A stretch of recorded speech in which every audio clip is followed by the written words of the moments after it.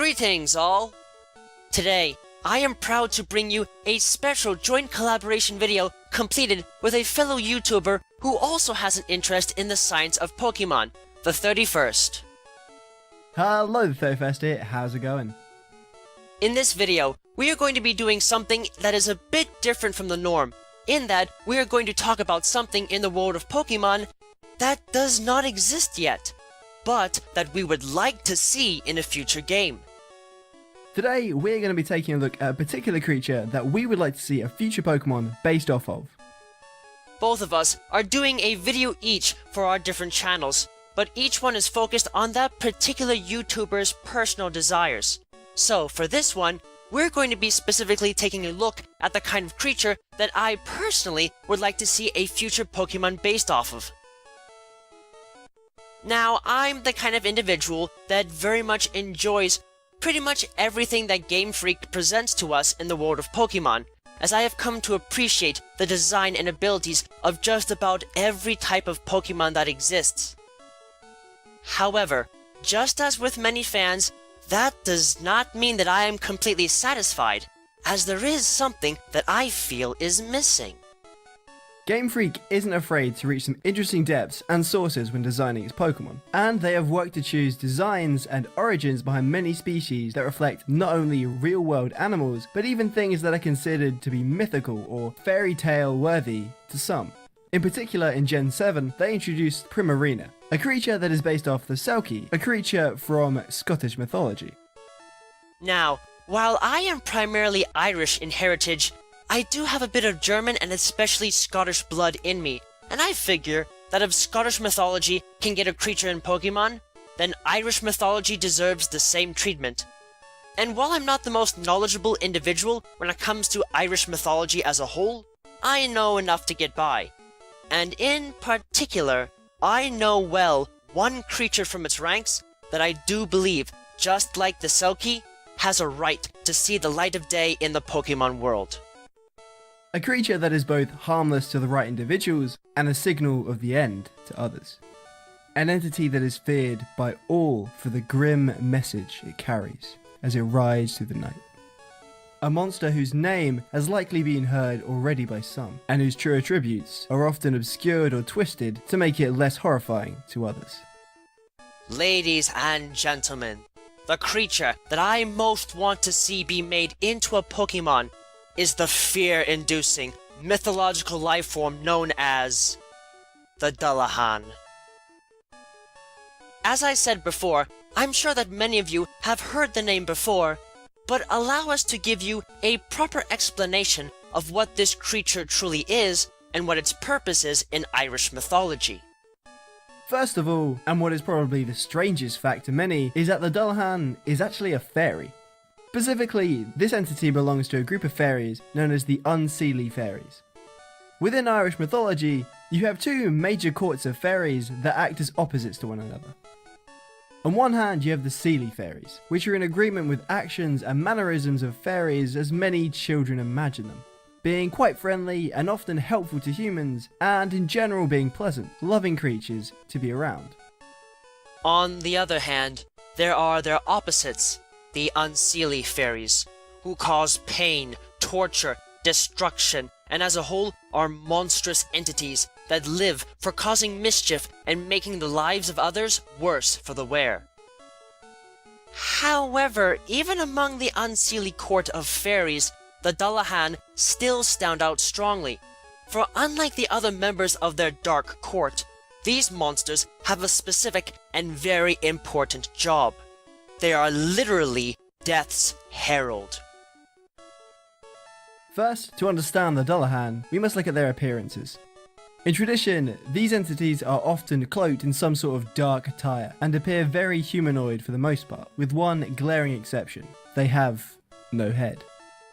Instead, they carry their severed head either on the saddle brow of their horse or upraised in their right hand, and the head itself is often enlarged, with skin that has the color and texture of moldy cheese.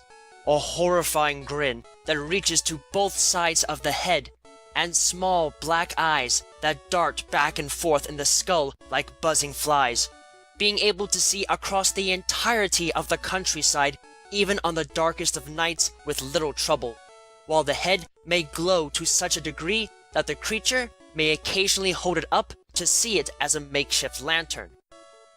They typically ride on pure black stallions with a flowing black mane like liquid darkness and death, who sends out sparks and flames from its nostrils, and whose head may also be missing and rolling about on the ground behind the rider. If not this, they can be seen riding a black coach, known as a coach abara, which is pulled by 6 black horses and adorned with funeral objects, including the bones and skin of deceased humans, and often travels so fast that the friction created by its movement along the ground can set fire to bushes on the side of the roads they travel upon. The sight or sound of this coach is said to be a warning to all those that hear or witness it of the imminent death of themselves or a loved one. These entities, in purpose and as mentioned before, are tasked with being the heralds of death. In the night, these fairies ride through the countryside and hunt down those who are destined to die very soon. No gate can stop them, for no matter what security is taken against them, all locked doors and gates will fly open in their presence, ensuring that no physical object can impede their travel. When they come to the door of the house of someone who is destined to die, or even the very spot where they are meant to die, using what limited speaking abilities they have, they will call the name of the individual who is at the edge of the end. With this call complete, the chosen target will perish, as the Dullahan's words call forth the soul, ensuring that it leaves the body and is able to journey into the afterlife where it belongs. Now, for the most part, the Dullahan is not an aggressive creature. In fact, if you spot one, but let it pass by you and do not make eye contact with it for more than a few seconds, it will make no move to attack or otherwise harm you, and will simply continue on into the night towards its primary destination. As such, they are one of the few types of unseelie fairy that are completely passive for the most part. However, if you stare at them for too long, or try to bear witness to them doing their deed to another, they will respond by splashing a bastion of blood in your face, which they carry around for such an occasion, resulting in you becoming the next to die when the creature rides again. Or they will use their primary weapon, a whip made of human vertebrae, to lash out one of your eyes as a warning. Getting in the way of a Dullahan is not advised as well, as both of these actions, and perhaps something worse, will befall those that try to prevent them from completing their job. Unlike most types of fairy as a whole, these creatures cannot be outran or readily harmed by any sort of object or weapon, and thus it is nearly impossible to stop them. However, that is not to say that they cannot be driven away, for Dullahan do have one weakness: an irrational fear of gold. In fact, these creatures are so terrified of the substance that something as small as a gold pin can halt their progress and drive them away for a night, or at least until they ride again. Even so, such actions are risky for these creatures, for they are by far among the most intelligent of the unseelie fairies and cannot be easily deceived or tricked otherwise, making them both one of the safest and most dangerous entities to be a part of the unseelie court. With all of that said, it may seem like the creature is simply too dark and scary to be a real part of the Pokemon world.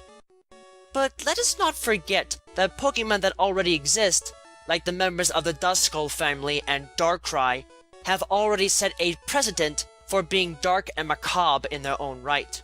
So having something based off of the Dullahan would not be out of the question. And yes, I'm sure that many of you would like to draw parallels to Blacephalon, which sort of has a similar sort of headless motif going on, but I feel that a Pokemon truly based off of this creature must be one that stays closer to the original incarnation. So now that we have been familiarised with the lore behind the Dullahan, let's take a look at what we would like to see or otherwise expect to see within its features, including its name, type assignment, abilities, moves and stats, and also physical appearance amongst other things. Starting off, there is probably the most important part of the creature, its name. This is a very difficult task, as I want to remain faithful to the creature while also being original. And after a bit of discussion with my collaboration partner, we have decided that a good possible name for this entity would be Dulvolca, a combination of the word Dullahan and the Latin word volca, meaning call, much as the Dullahan calls forth the souls of its targets. Next, let's look at the creature's type. As it was mentioned before, while it still might be a little bit mind-boggling, the Dullahan is a fairy, in every sense of the word. So it would make sense for them to be primary fairy types. Now, as for possible secondary typings, there are two viable options: Ghost and Dark. In our opinion, the creature will be more likely to be of the Dark type, because it fits better with its weapon and powers, with moves like Night Slash being perfect for its spinal whip. Moreover, the unseelie court that they are a part of is often seen as the dark or evil court of fairies compared to the good seelie court, so having them be a dark type feels like a shoo-in, thus rendering the creature's ideal type assignment fairy dark.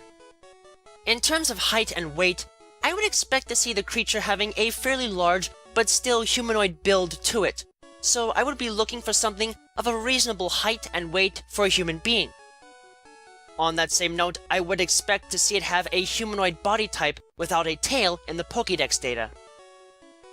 While I am tempted to make this potential Pokémon into something like a legendary, simply for how powerful it is in its original lore, I really can't do this and just assign it as genderless, because, as it turns out, Dullahan do in fact have sexes.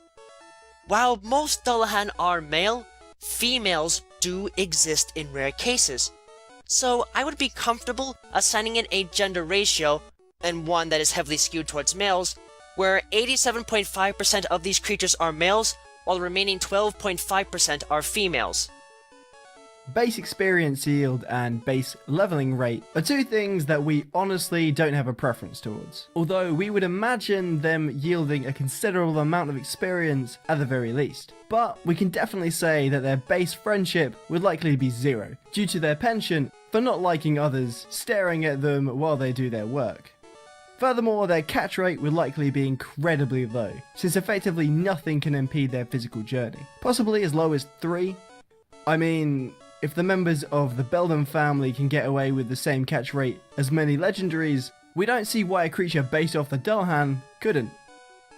As far as egg groups go, given the physical attributes of the Dullahan, it makes sense that they would be a part of both the fairy egg group, as their biological assignment dictates, as well as the human-like egg group, and would be the only Pokemon to have that specific combination of egg groups.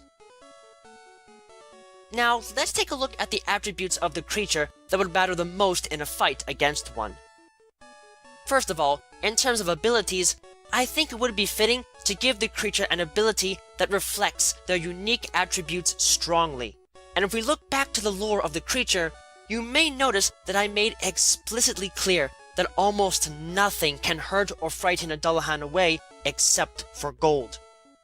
This means that they fear nothing else and are unaffected by the magic of other fairies, and no poison can stop or even slow them down. As such, it would make sense to give the creatures their own unique and solitary ability that renders them only weak to steel-type attacks, eliminating the otherwise present weaknesses to fairy, bug, and poison-type attacks. For now, we will tentatively call this unique ability Herald's Cloak. As far as their stats go, since these creatures are not legendaries, we couldn't really give them a ridiculous base stat arrangement. But given their powerful stance and form, we would not be opposed to making them as powerful as fully evolved pseudo-legendaries, granting them a base stat total of 600. So, with that established, how exactly would we assign their base stats? Well, we know for a fact that these creatures can move very fast when riding, so it would make sense for them to have a fairly high base speed stat, which could further allow them to counter fast-moving dark types like Darkrai. While they might not be readily hurt by the attacks of others, I don't think this would mean that it would necessarily result in them having particularly high defensive stats, as this attribute of their lore is already covered under their signature ability. In addition, since they are very much human in form, their overall HP would probably be average at best. However, given their ability to literally draw the souls from others as part of their job and capacity to inflict critical harm on those that get in their way, I would expect to see very high offensive stats for them, though geared more towards physical attacks. As a tentative spread of stats, we would expect to see something along the following values: HP 80, attack at 130, defense 80, special attack about 100, special defense 80, and speed 130. With that particular spread, we in turn would expect to see an EV yield of around 2 in speed and 1 in attack. In looking at possible moves, there are a few standout selections that we definitely think should be a part of their moveset, along with some that we think could be possible additions.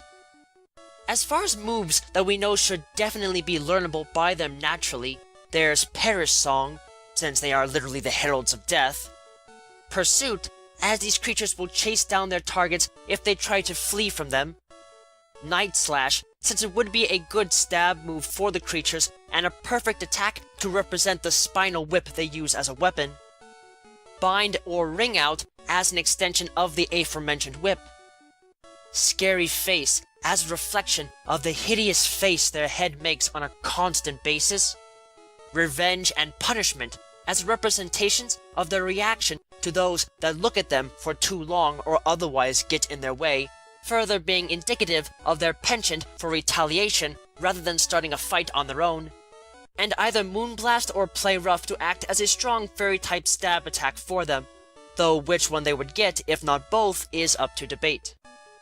Additional moves we would be interested to see be made a part of their moveset include Nightshade, Spite, Assurance, Embargo, Dark Pulse, Hex, Glare, Phantom Force, Echoed Voice, and Hyper Voice.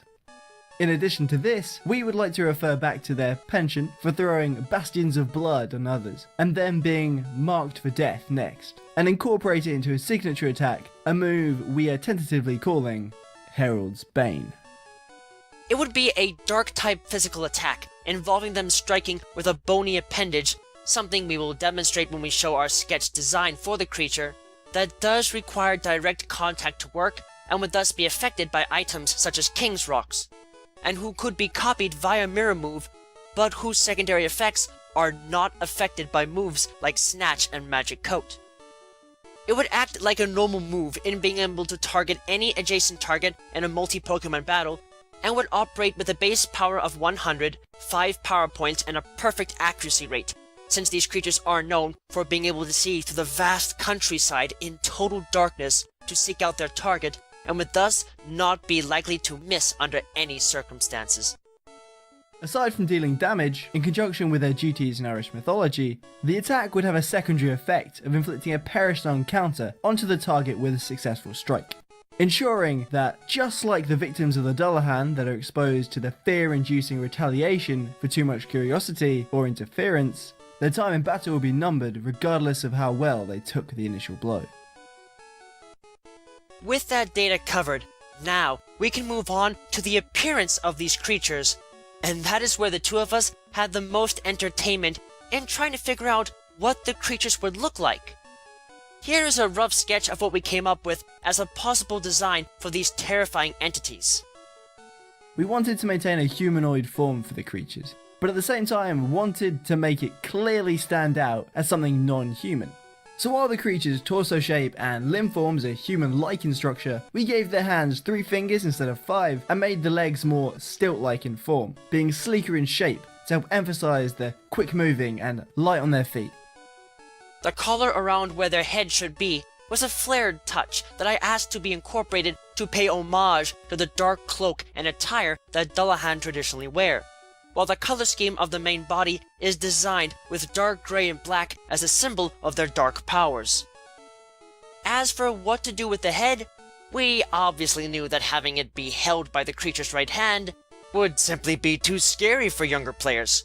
So, we made the choice to take a page out of the game Castlevania Lament of Innocence and emblazon their face in symbolic form on their chest area.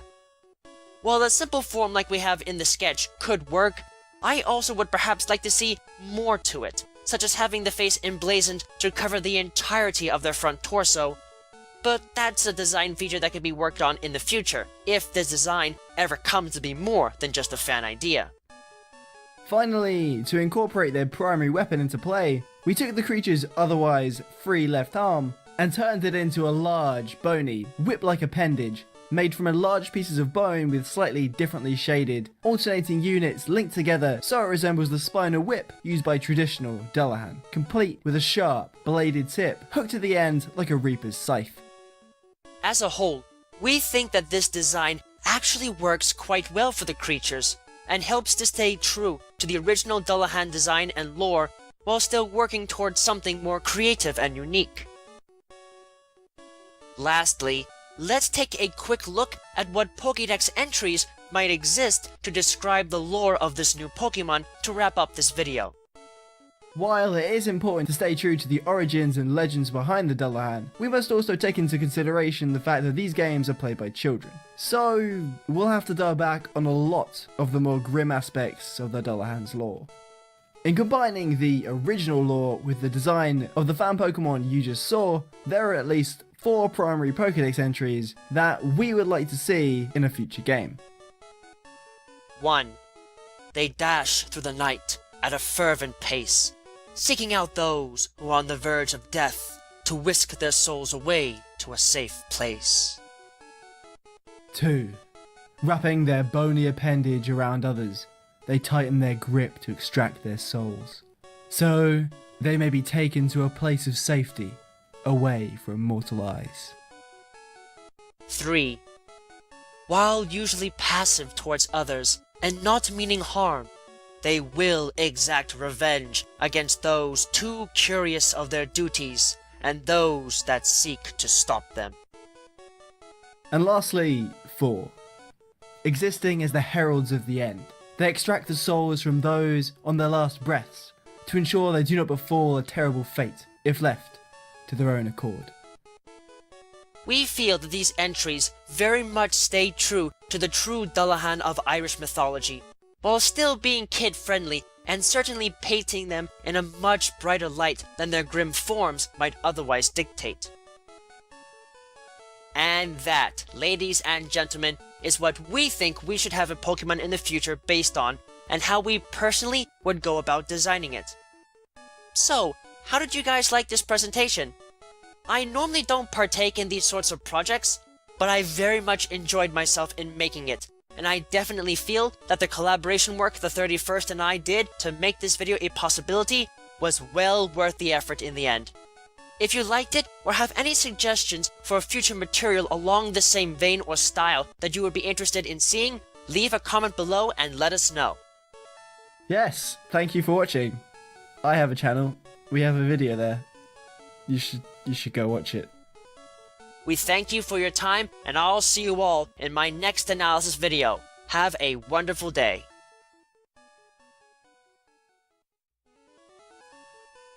Thank you all for watching this video.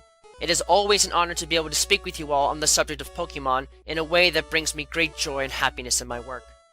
If you would like to keep tabs on past and future work, click that subscribe button, check out my work on DeviantArt, and don't be shy about following me on Twitter, where you can find pertinent announcements on upcoming work before it is officially posted. Links to both can be found in the video description. If you would like to support my work and help Miguel and I continue to produce more content for you and improve upon our presentation, please visit us at my Patreon page, which you can also find a link to in the video description. With that, I thank you for watching and I wish you well.